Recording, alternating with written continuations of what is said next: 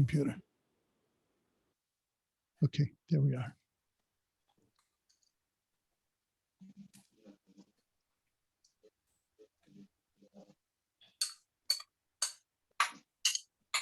Okay, so today we're going to deal basically with one pasuk, and then we'll see if we are able to get to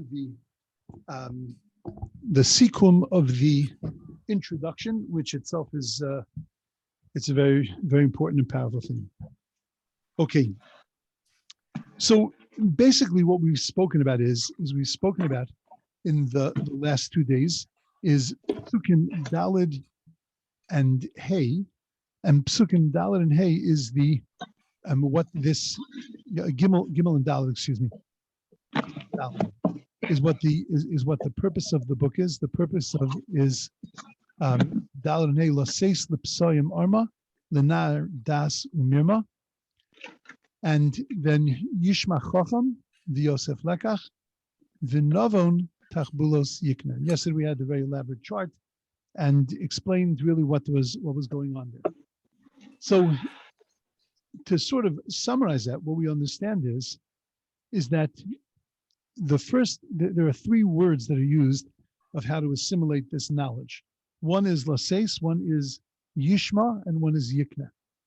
That if laseis, if you put or you take yourself and you do something with yourself, you lift yourself up, then yishma, you will be able to, if you're proactive, then yishma, you'll be able to hear. And as we said yesterday, hearing means to assimilate. And then yikna, then you'll be able to acquire. And it's just an interesting, that if you follow the words, it's just an interesting flow of those 3. Okay, then comes Pasuk Vav. And Pasuk Vav tells me the ultimate goal of all of this. Where are we going with all of this?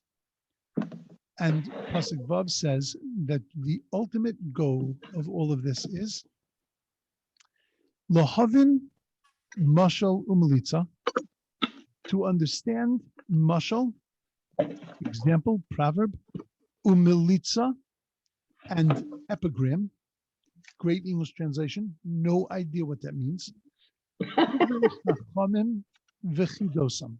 And the words of our rabbis and their jokes. Bechidosam, and their enigmas, as it's translated in puzzles. Their riddles, as it's translated in the first thing that I put up on the chat. You know, what are you talking about? If rabbis are talking in riddles, they should go into computers, right? Go change careers.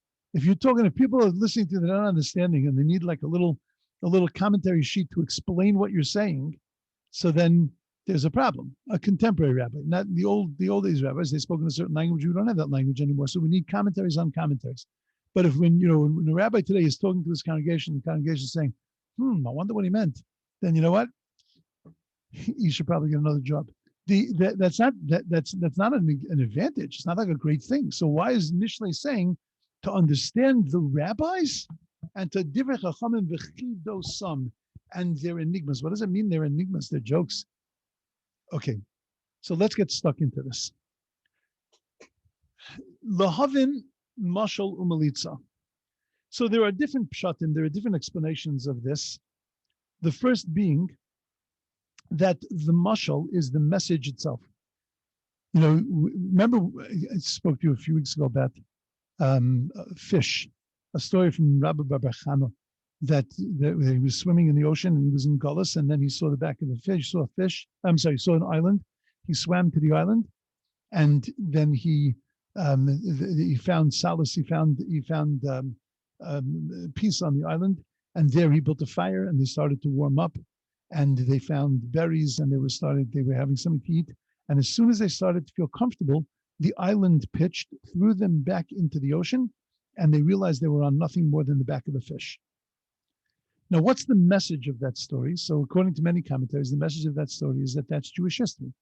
That every time that we've been in the water, which is Gullus, which is the depths of Gullus, we then find a place to call home, a place where we start to warm up, we find something to eat, we think that we're comforted, we think that we've made it, we're now safe, and then it turns and pitches us back into the sea. And this has happened in Poland, happens in Germany, happens in Spain, happen in every single country that we've ever been in. We've been pitched back into the water. That's the message of that Gemara. But there is also a message in the fact that a fish was chosen and that a sea was chosen as the metaphor by which to understand the concept. Later we're going to see in chapter 2, verse 16. So Shlomo Melech tells us that Latzilcha me'isha zara, that we need chachma, wisdom, to rescue us from a strange woman, minachrin amora hechalika, from the foreign woman whose words are glib. Now, the message is that the Yetzer Hara, the evil inclination, idolatry, and heresy, is only going to be beaten out by chachma, and that we have to protect ourselves and be careful of this evil woman. The evil woman is avodah zarah, is idolatry, is the thing that drags us away from God and from His Torah. But why did Shlomo Melech speak in terms of a woman in this context? Because chachma is going to help you stay away not only from avodah zarah, from idolatry, which is, by the way, not an ideology. I explained this to you once. It's not an ideology. It's actually a tava. It's a desire. It no longer is a desire. Now, let me stop here for a minute and explain that. In the days before the men of the Great Assembly, idolatry was like ice cream or a good steak. What do I mean? That when you walk past an ice cream shop, especially if there's a good picture on a hot day of an ice cream or a milkshake that looks like you want to dive into it rather than just eat it, so then it's moshech you. It's like somebody standing outside going, "Come in, please, have a milkshake." Right? It's like grabs you. You see a good piece of steak or some piece of food that you really love, it grabs you. It's not just there, it grabs you. Avodah Zarah was exactly the same way.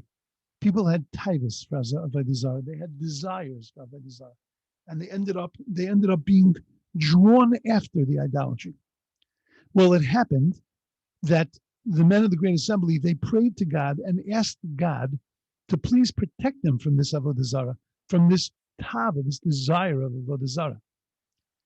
And God removed the taiva for Avodah Zarah, for idolatry. That means He excised it from our souls, from our psyche.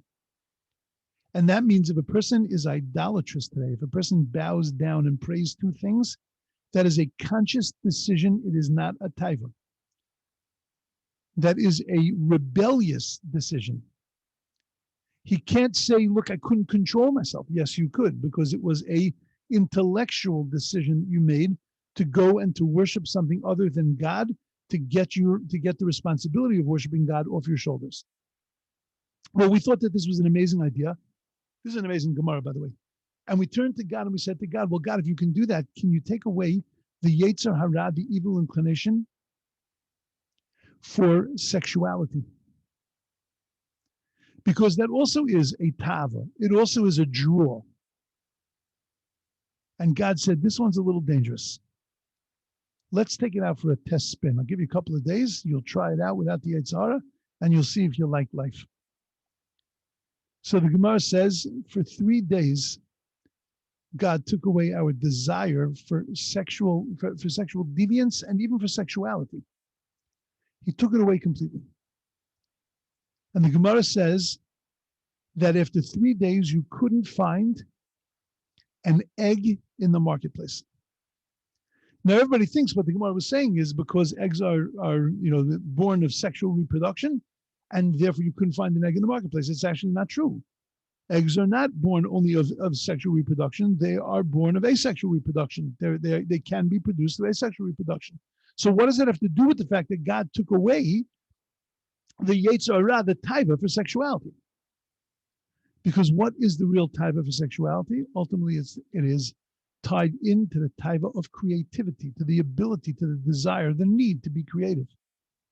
And when God took away the Yetzer Hara for sexuality, what that stifled and what that affected, sometimes when you delete a program from your computer, you get a little message box that says, if you delete this, it can affect other programs also. And they might not run correctly. And usually you look at it and go, yeah, who cares? And you delete it.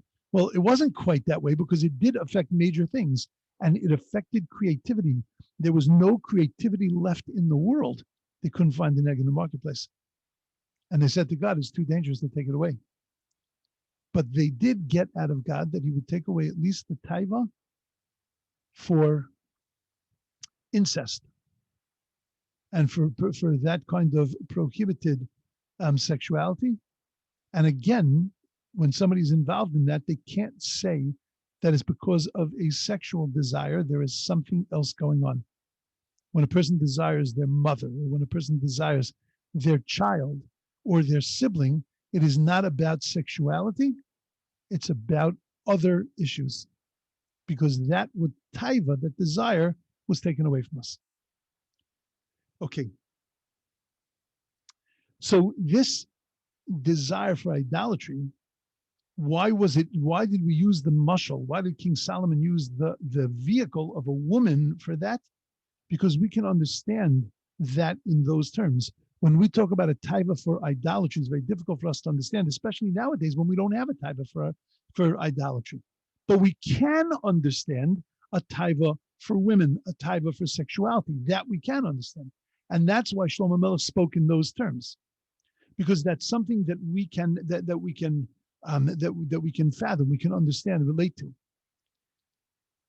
Mashal u'melitza means that not only the message of the mashal, but the melitza, the vehicle of the mashal, has a lesson to teach us. I even know the beautiful one. At the end of Mishlei, we learn Eshes Chayil. For anybody who was wondering, Eshes Chayil comes from the end of Mishlei. We will get there soon. By the time your great grandchildren are married, we'll get there. The Eshes Chayil. So you go to a wedding, and you see the groom after the first dance gets down on one knee, turns to the kala, and he sings Eshes Chayil. It drives me bananas. But I'll tell you why. Even Friday night, right? Husband turns to his wife and he says, Eshes Chayil Yimtza. Oh, how beautiful. Only problem is it wasn't written about a woman. It was written about the Torah.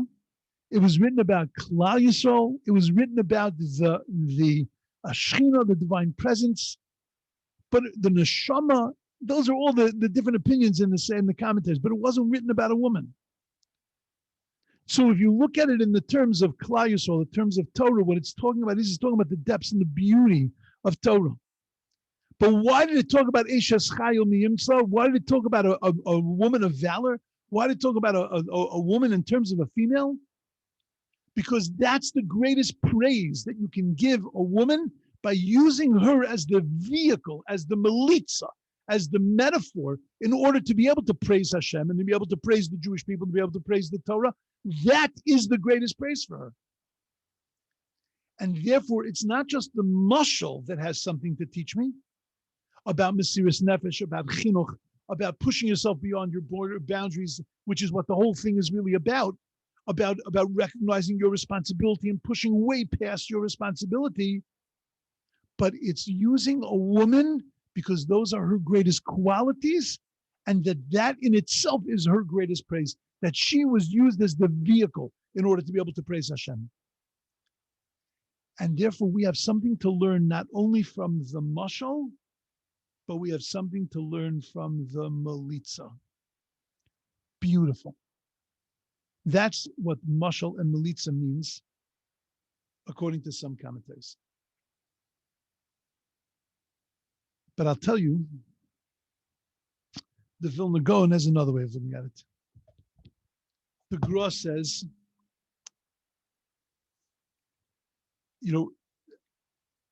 very often I love to learn, to print out and learn the commentaries with my classes. I've decided right now to do them outside and just to read a few words inside, because I think that the words that they choose and use, the commentaries, are just so gorgeous. You can tell it over. The Gra says this, but the words are so beautiful.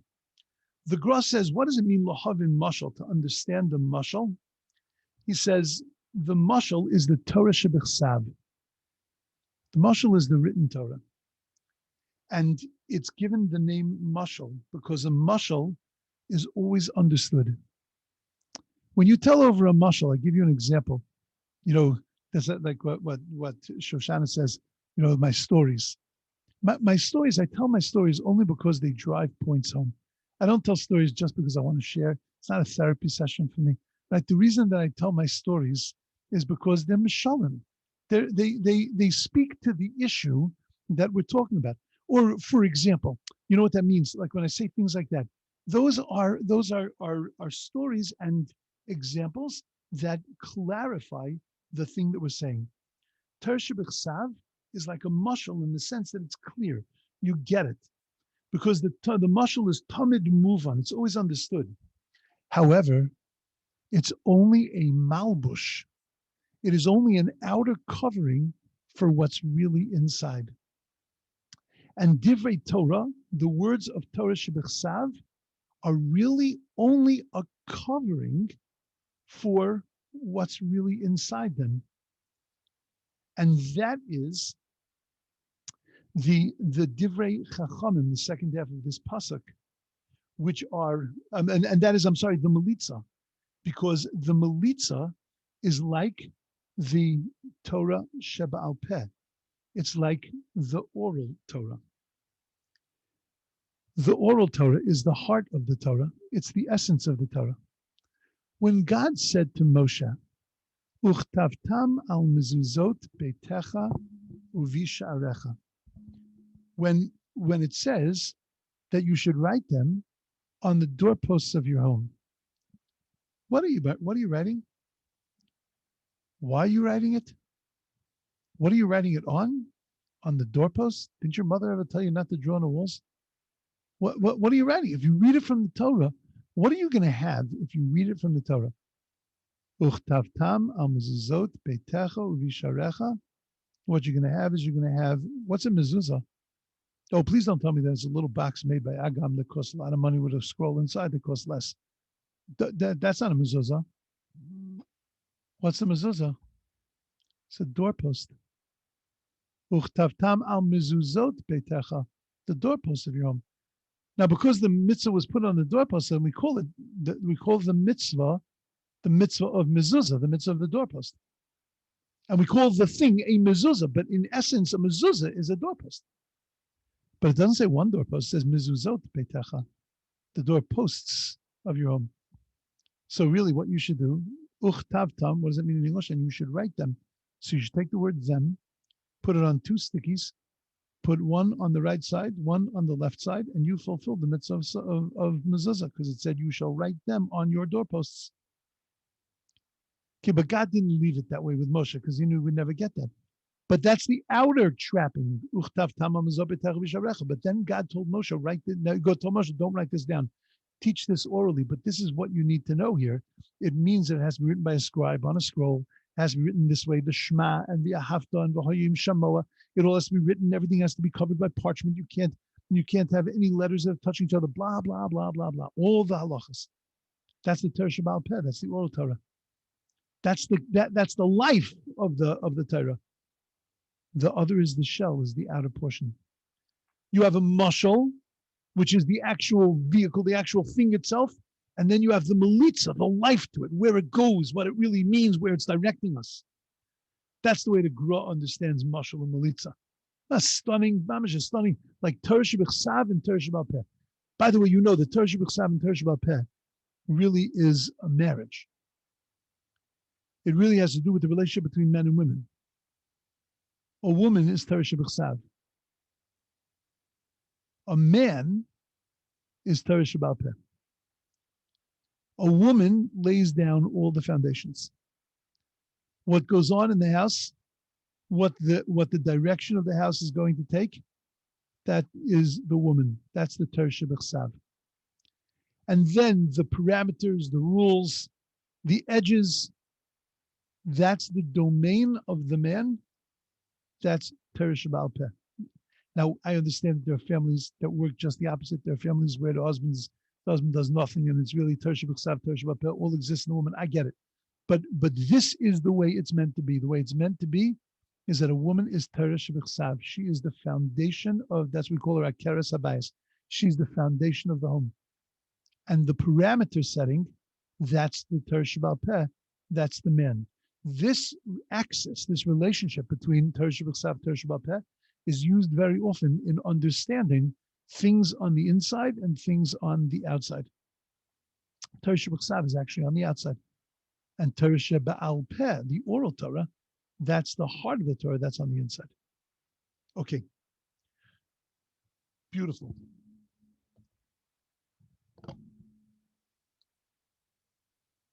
I'll give you one example of this. The story of the Eitz Hadas. If I were to ask you to tell me over the story of the Eitz Hadas, of the tree of knowledge, you tell me a story about God coming to Adam and telling him, don't eat from this tree. Adam ate from the tree. The rest is history. They had to move neighborhoods. They got kicked out of the Garden of Eden. Erev Shabbos. Yeah, stop talking about stress. Right? This was, when you say Erev Shabbos, how stressful your Erev Shabbos is. Yeah, think back to what Adam and Eve had to go through. That's a piece of cake what we go through. That's so they get kicked out. They got to move house and set up shop all before Shabbos starts. Okay, that's not the story of the Eitz Hadas.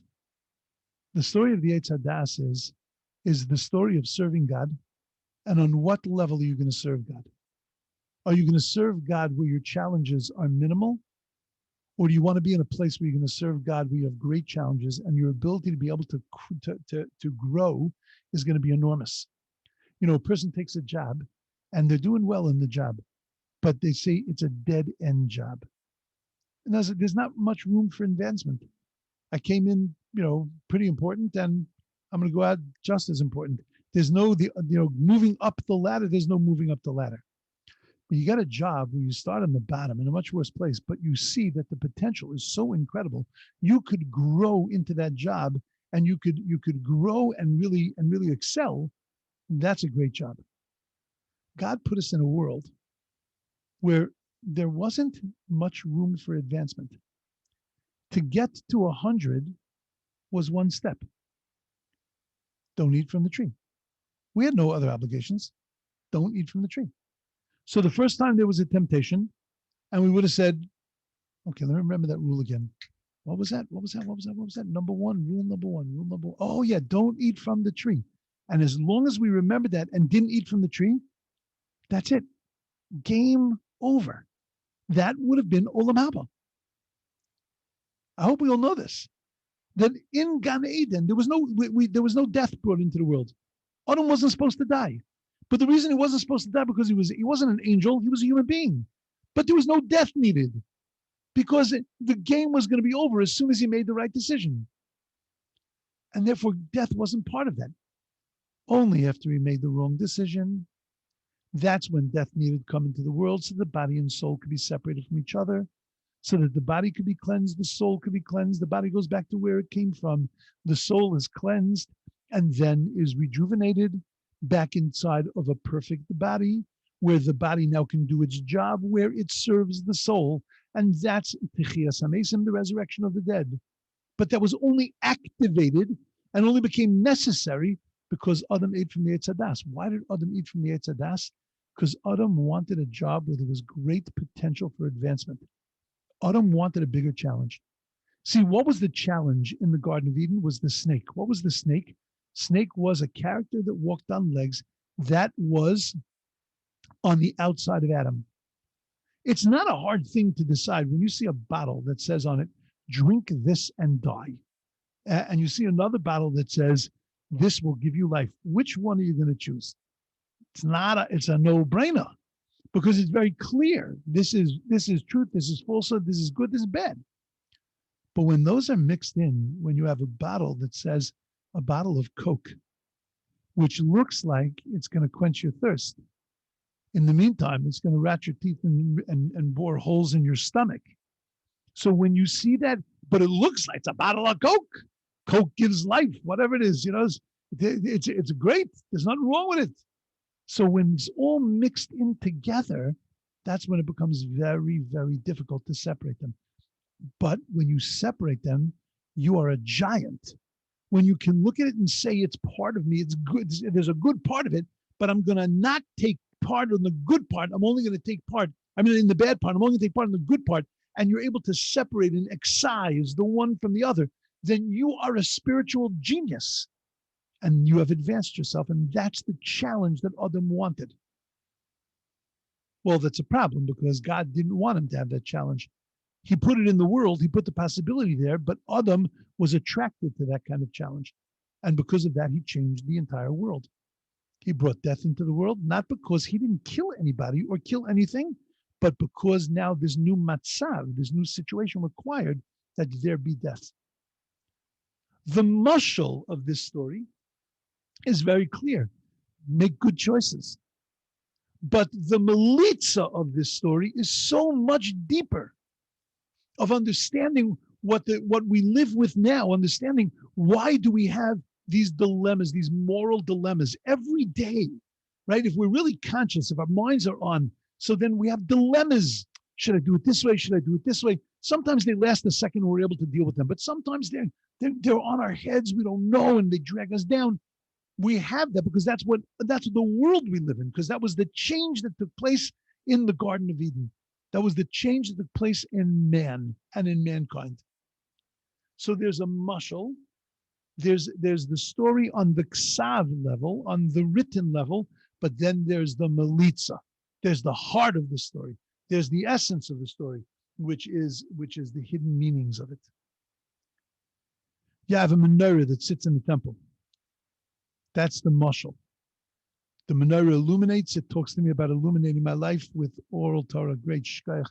But then there is a whole melitza. There is a whole understanding, a whole depth of understanding of light and of fire and of what that does to a person.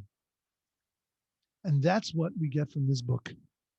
We get mashal, but our job is also to get melitza. And that's the gross understanding, that you have the outer stuff, the outer message, and then the inner message. Okay.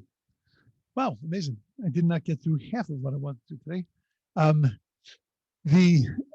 We'll get there. Tomorrow is Parsha? No. Tomorrow's Wednesday. Is that correct? Tomorrow's Wednesday. Okay, Mitzvah Shem, we'll get there tomorrow. And what we did do today was we understood the two understandings of what mashal and melitza is. Great. But now we have to understand the other half of the pasuk. That's why I said half. We have to understand the other half of the pasuk. That what else are we getting out of the book of Mishlei? Chachma. We're getting divrei chachamim v'chidosam, the words of the rabbis and their riddles, whatever that is, and come to an understanding of that. And we'll see very, very beautiful things. Okay, wonderful. Everybody should have a beautiful, amazing, awesome day. And you too. Thank you. Thank you. Thank you. Rabbi. Thank you. I have a question. Sure. Is melitza the same as nimshal? It functions the same as nimshal. That's right. But nimshal could also be part of mashal. That's actually a very good question, because nimshal really could be included in mashal.